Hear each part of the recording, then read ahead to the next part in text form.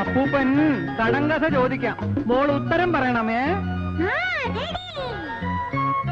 കറുത്ത പാറമേൽ വെളുത്ത വേര് എന്താണ്? ഇരുട്ട് കാട്ടിലെ കറുത്ത വീട്ടിലെ കുരുട്ട് പന്നികൾ ഓടി നടക്കും, ചൊല്ലാമോ? മിടുക്കി മിടുക്കി മിടുക്കി.